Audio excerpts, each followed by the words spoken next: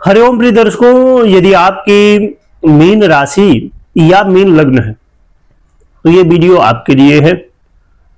और इस वीडियो में हम समझने वाले हैं कि 15 दिसंबर 2025 से आपके जीवन में वो कौन से क्षेत्र हैं, कौन से काम हैं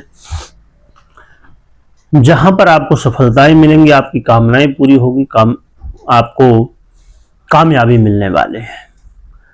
इसे बहुत ही धैर्य के साथ, और देखिए, मैं अब जैसे कहता नहीं हूं परंतु बता दूं, जैसे अब कुछ वीडियो में कुछ लोग कहते हैं लाइक करना, सब्सक्राइब करना, शेयर करना और पता नहीं क्या क्या, वो करना न करना आपकी इच्छा है। ठीक है, अब जैसे आपने वीडियो देखा, आपको ठीक लगा तो लाइक भी करेंगे, सब्सक्राइब करेंगे या जो भी कमेंट करना है या जो भी। पर मैं ये जरूर कहना चाहूंगा कि वीडियो पूरा देखिए। क्यों? क्योंकि वीडियो पूरा देखेंगे तो आपको जानकारी पूरी मिल जाएगी, कोई कंफ्यूजन नहीं रहेगा, इसमें आपका हित है। तो अब हम समझते हैं कि इसके पीछे क्या कारण है, क्या ग्रह स्थिति है, क्या फल मिलेगा, क्या उपाय होंगे, सभी कुछ जानेंगे डिटेल में, तो वीडियो में बने रहिएगा। प्रिय दर्शकों, आइए जानते हैं सबसे पहले ग्रह स्थिति को। तो ग्रह स्थिति की बात करें तो 15 दिसंबर 2025 को ग्रहों के राजा सूर्य का परिवर्तन धनु राशि में होने जा रहा है। मीन राशि भी इन्हीं की है और धनु राशि भी इन्हीं की है। तो धनु राशि में गोचर होगा। यहां पर समझिएगा, हो सकता है कंफ्यूजन न हो, मैं फिर से बोल दूं कि धनु और मीन दोनों ही देवगुरु बृहस्पति की है। तो धनु राशि में गोचर काल अब सूर्य का होगा, और सूर्य का एक गोचर काल आप जानते ही हैं कि इनका एक गोचर काल 1 महीने के लिए होता है। तो 15 दिसंबर से 14 जनवरी तक रहेगा। यह गोचर काल बहुत महत्वपूर्ण है, देवगुरु बृहस्पति की राशि पर होने जा रहा है, और वो भी मूल त्रिकोण राशि। मीन राशि को देखा जाए तो ये साधारण राशि है, और धनु जो है तो मूल त्रिकोण होते, विशेष राशि है, बहुत प्रिय राशि है देवगुरु बृहस्पति की। यहां पर कुछ ग्रह स्थितियां बनने वाली, उन्हें समझ लीजिए। जब सूर्य गोचर करना शुरू करेंगे 15 दिसंबर से, तो उससे पहले ही 7 दिसंबर से ही मंगल गोचर कर रहे हैं। कहां पर? धनु पर है। तो सूर्य भी आ जाएंगे तो शौर्य नामक योग बनेगा। फिर 20 दिसंबर से शुक्र आ जाएंगे तो वैभव योग बनेगा। फिर 29 दिसंबर से आ जाएंगे कौन? बुध महाराज, जो कि अक्सर सूर्य के आसपास ही होते हैं।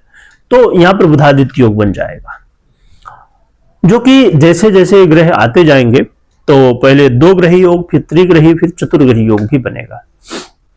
चतुर्ग्रही योग को ध्यान रखिए कि ज्यादातर नहीं बनता, बहुत कम देखने को मिलता है। क्योंकि अब रही बात कि जैसे 2 ग्रही हो या त्रिग्रही हो, चतुर्ग्रही हो, पंचग्रही हो या षटग्रही योग या इत्यादि, तो ऐसी स्थिति में योग क्या प्रभाव देगा, बहुत सारी बातें इसमें होती हैं, समझेंगे। और यहां पर बहुत ध्यान रखने की आवश्यकता होगी इस बात की कि सूर्य केतु और शनि से दृष्ट भी हैं। और एक बहुत ही महत्वपूर्ण बात वो कि देवगुरु बृहस्पति से भी दृष्ट हैं।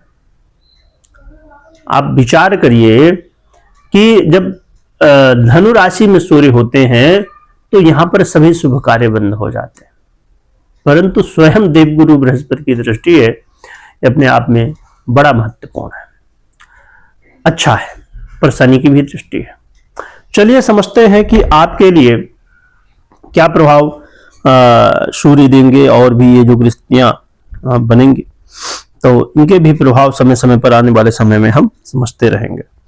देखा जाए तो सूर्य आपके लिए षष्ठेश बनते हैं, और जब आप गोचर करेंगे धनु पर तो ये आपके 10वें भाव यानी कि कर्म भाव में गोचर करेंगे। इनका गोचर काल आपके जीवन में करियर को बड़ा प्रभावित करेगा। करियर में यदि आपको ऐसा महसूस हो रहा था कि लोग आपको दबा रहे हैं, क्योंकि आज के समय में बड़ा विचित्र स्थिति है ना, नौकरी में करने जाते हैं लोग तो लगता है कि भैया कल नहीं आज ही यदि ऐसा कुछ रास्ता मिल जाए तो छोड़ दें। ऐसा भी कई बार लोगों को स्थिति बन जाती है, बड़ा प्रेशर हो जाता है। तो करियर में ये जो प्रेशर की यदि स्थिति बनी हुई थी ना, बहुत ज्यादा दबाव बना हुआ था काम का, लोगों का, तो समझ लीजिए कि ये जो दबाव है अब ये कम होने वाला है। लगभग काफी चीजें सुधर जाएंगी। तो करियर में अब आपके लिए सुखद माहौल बनने वाला है।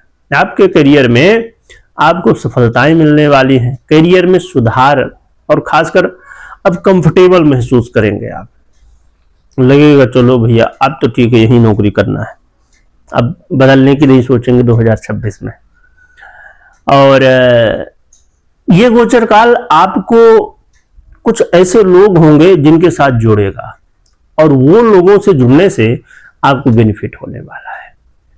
कुछ ऐसे मित्र हो सकते हैं, कुछ ऐसे हितैषी हो सकते हैं जिनके साथ आपकी मुलाकात हो, बात हो, और आपका मन बड़ा प्रसन्न हो जाए। प्रॉपर्टी लेनी हो या और भी कोई चीजें लेनी हो तो इसके लिए अवसर मिलने वाले हैं। खासकर प्रॉपर्टी वगैरह के लिए बहुत बढ़िया है।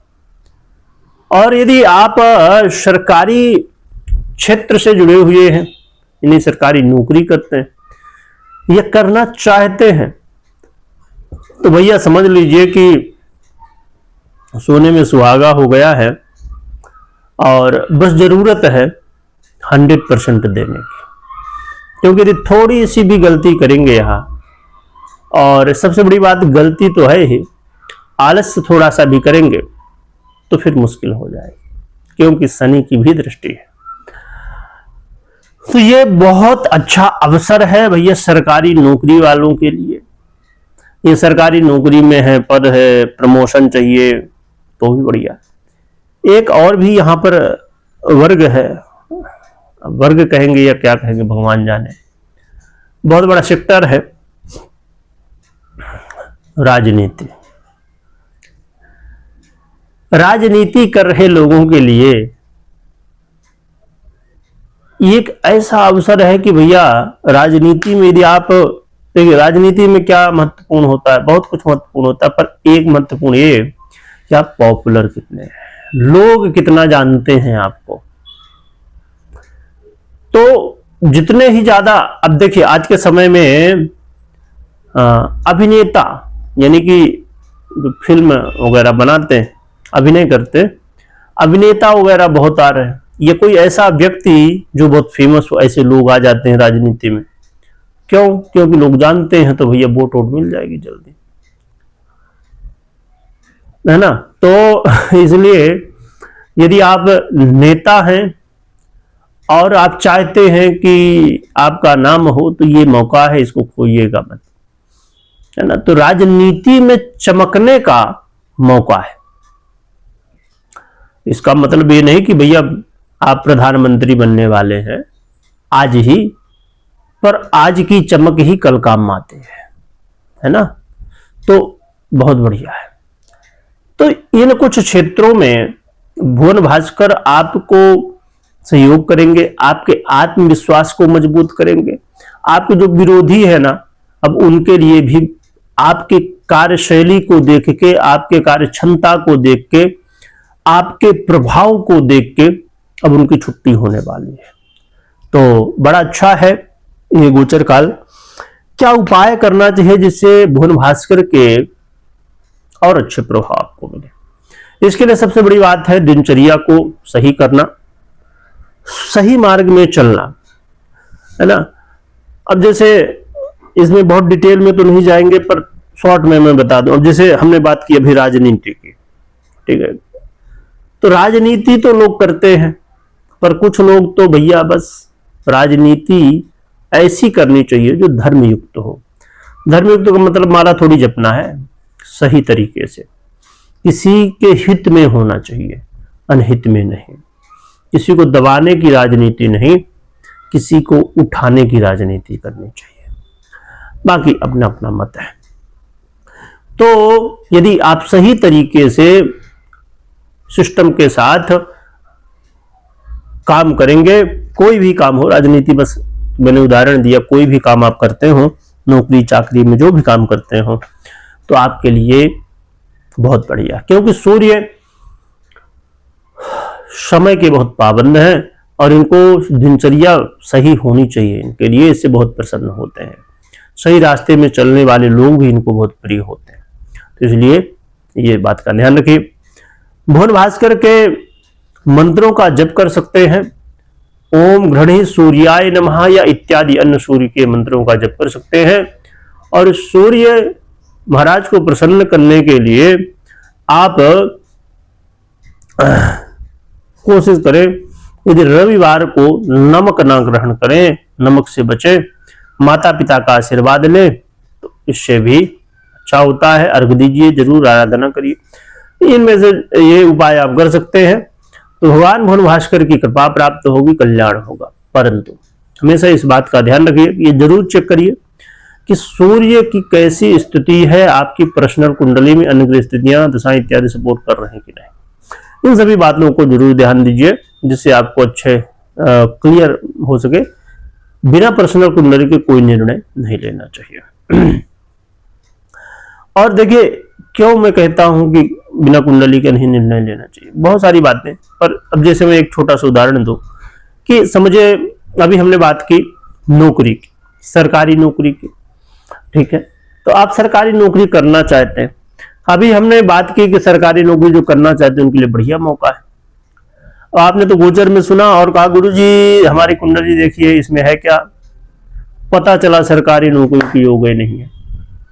तो लो भैया, जब योग ही नहीं है कुंडली में तो गोचर क्या कर लेगा अकेले, क्योंकि गोचर वही है, समझिए दो पहिया वाहन है, एक पहिया है आपकी पर्सनल कुंडली और एक पहिया है गोचर। तो जब दोनों सही होंगे तभी भैया काम होगा, कोई भी काम होगा। इसीलिए गोचर तो आपने सुन लिया कि बहुत बढ़िया है, पर क्या पर्सनल कुंडली में भी है बढ़िया योग है? कोई भी हो, किसी भी काम के लिए आप कर रहे हो विचार, तो ये जरूरी है। इसीलिए पर्सनल कुंडली को देखना समझना बहुत जरूरी होता है। भगवान भुवन भास्कर की आराधना करिएगा, स्मरण करिएगा, जयकारा लगाइएगा। वीडियो देखने के लिए बहुत बहुत धन्यवाद।